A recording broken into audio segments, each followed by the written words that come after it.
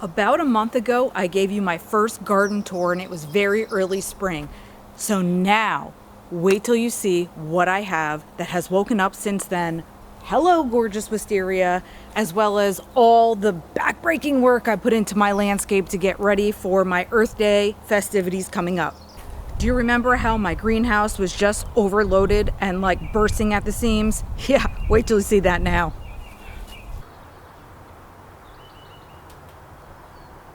A good deal of the time I've spent this last week or so was getting everything out of the greenhouse. All the plants I had divided up that were ready to get in the ground, and I had just been waiting for my last frost date before I could do that.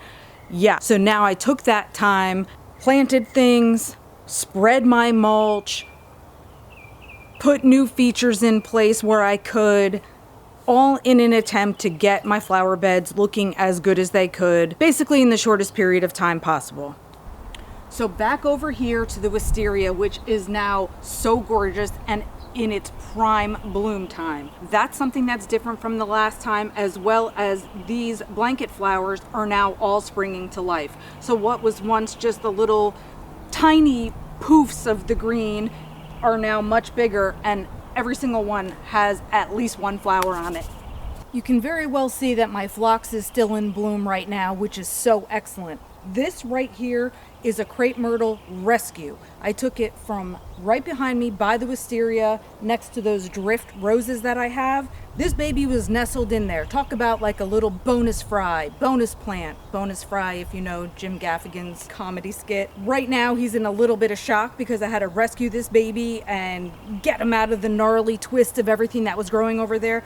But he's gonna be just fine, and he's not gonna stay in a pot. I will replant him somewhere else. Also, another favorite thing of mine, peony. I talked about having purchased this peony because I do have some issues growing them here on my property myself. This little baby lost some petals due to some wind yesterday. No biggie though. I got to enjoy that big great bloom, and I have more peonies that are sprouting around the property. This wisteria over here is not doing quite as well as the one on the other side is. So I decided to add a couple of birdhouses in over here just to get a little extra color and fill this area in a little bit more.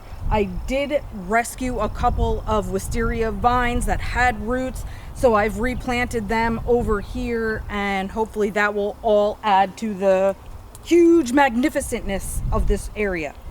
My hardy banana trees are starting to look pretty decent. I had experimented with some different heights of cutting them back in the fall, or I guess really in the winter. Obviously some of these shorter ones are ones that I chose to cut lower, and then I tried to leave a couple other ones taller. Guess what? I'm always gonna keep them taller, because why wouldn't I start out with the additional height? So don't cut all the way back to the ground. That would be my opinion on that matter. I am in southeastern North Carolina, and so my growing zone is 8A. So just keeping that in mind in terms of the spot that I'm in for the height of my plants and things like that if you are in a different growing zone. But some of the things I have happening here are I have my elephant ears that are gaining a little bit of height, albeit slow. These are more blanket flowers here. These ones in particular do not have any flower buds on them just yet. I have my tall Canna Lilies in the back. They have the dark leaves with the red flowers, so I really look forward to that because it's going to add nice height to the back of my flower bed there.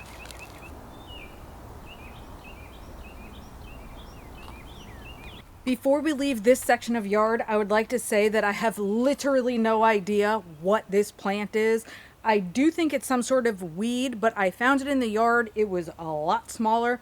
And the leaves on it look like Rose of Sharon, which is like, you know, the cousin of the hibiscus. So I thought, well, if a Rose of Sharon got in my yard, I'm keeping that. I don't know what's about to happen, but look how big it is. And it did not lose any leaves over the winter. So if you know what it is, please tell me in the comments below. If it flowers beautifully, then you're just going to be jealous that I found this weed in my yard and it came out great.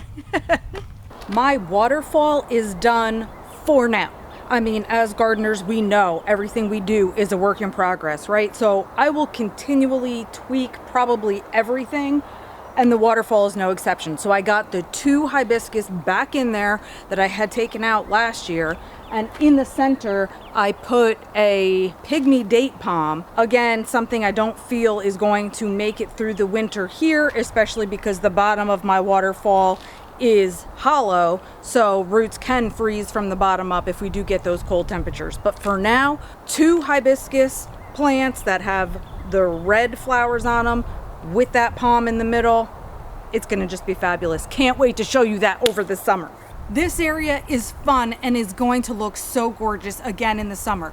This Croton Petra that I have in a pot right here is probably not going to stay here because largely this whole area is going to be dedicated to tropical plants and things that look excellent by the pool, so that baby may move around. This here is a perennial hibiscus. This one's already starting to get some nice leaves on it, so I'm looking forward to that.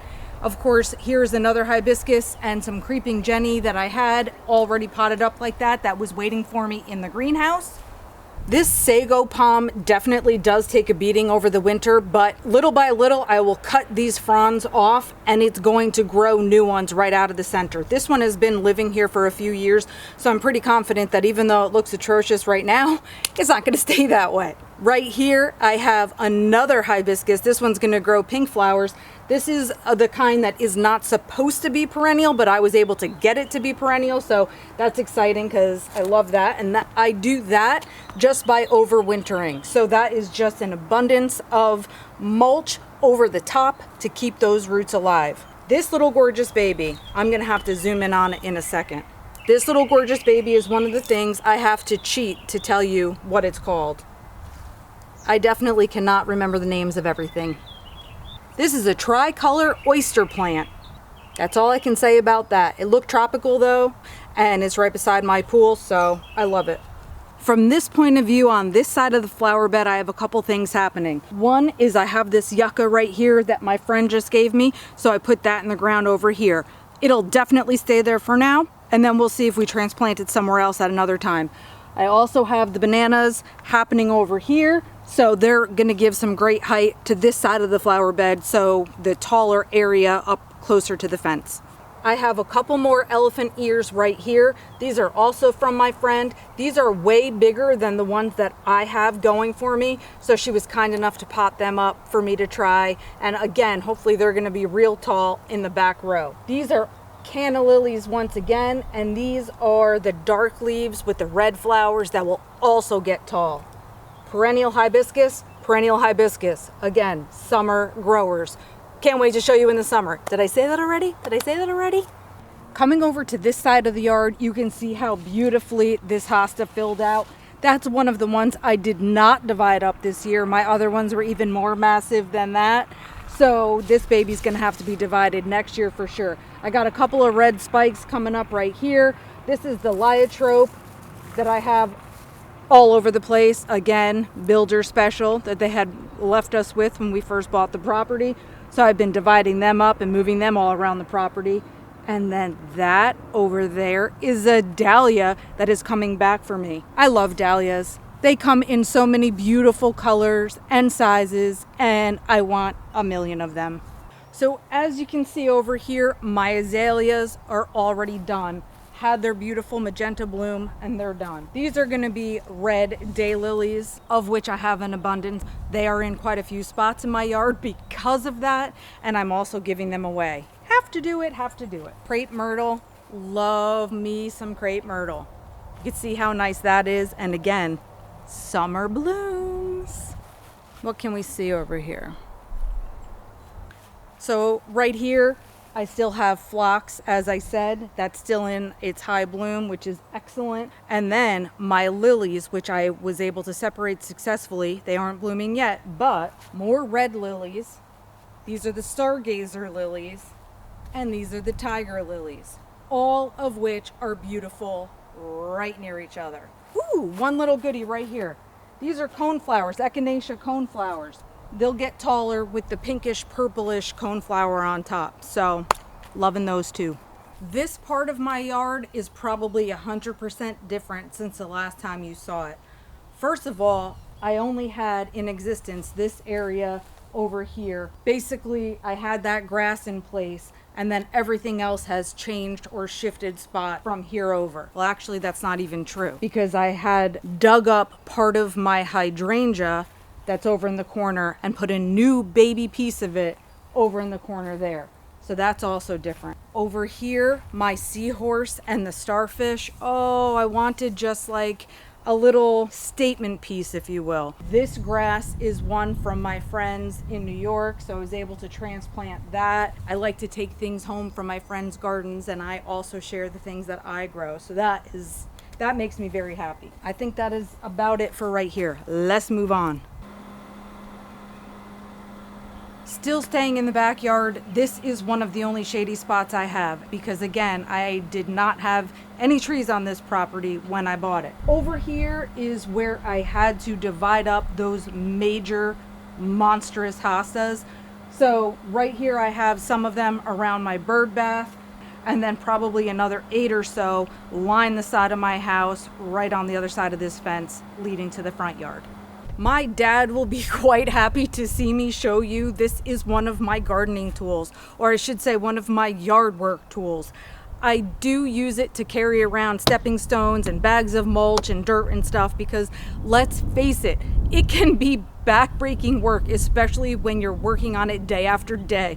I wake up with a lot of new aches and pains. So this baby is extremely handy. I act like I have 25 acres of property that I need this, but it really is helpful. This whole area behind me that tends to be quite shady throughout most of the day by my grill, I almost don't even want to show you. It's a work in progress. It definitely does not look its greatest right now. It's an improvement from where I was previously. I divided up some hostas that I had over here that are shade lovers, and I also spread some mulch and stuff. But certainly, it's not a work of art, so I don't want to focus on it. And then before we leave the backyard, I just wanted to show you some of the plants that I have potted up to give to all of my friends and neighbors that come to my Earth Day festivities. Blanket flowers, so abundant in my yard, gotta share.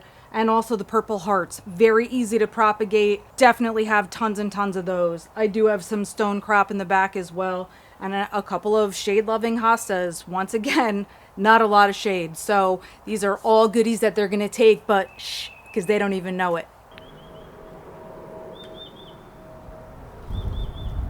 Moving into my front yard, I have another crepe myrtle here. This baby's got the darker leaves, which I also love. In the back, I have that golden euonymus that I talked about having year-long color.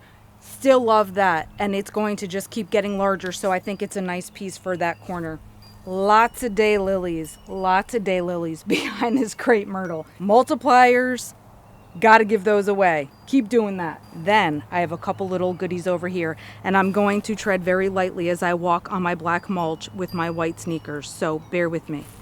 So this beautiful iris right here reminds me of a root beer float with the way that it's colored. So stunning. And over here, right here, is another bonus fry.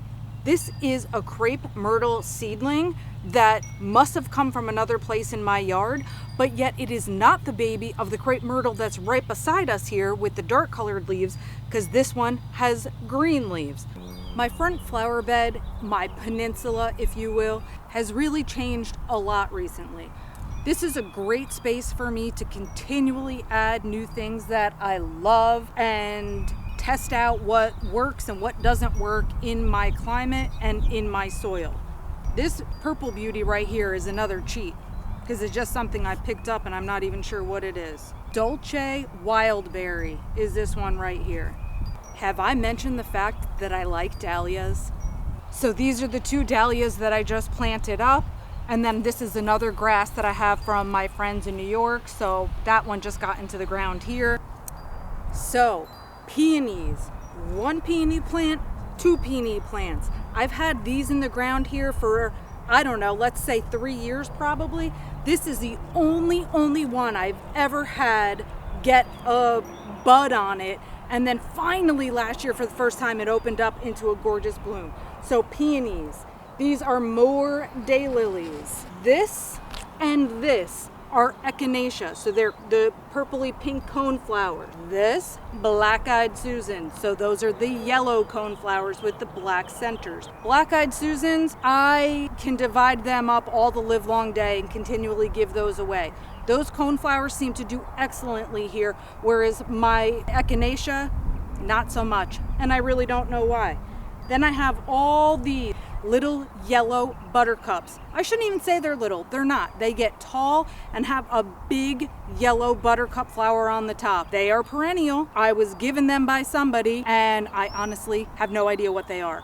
But they're here and they will bloom for a shorter period of time, maybe a couple of weeks as compared to the black-eyed Susans. Once they go, there's no stopping them. This was that double bubble gum, I can't remember exactly, coneflower that I talked about having those gorgeous pink plumes that are going to be so big and luscious. Here's one of them peeking out right now. And then I have multiple little buds ready to go. I can't wait. And of course, stone crop, which we talked about before, is just so easy to grow. Just taking little tiny snippets of it and putting that in the ground and you'll end up getting more.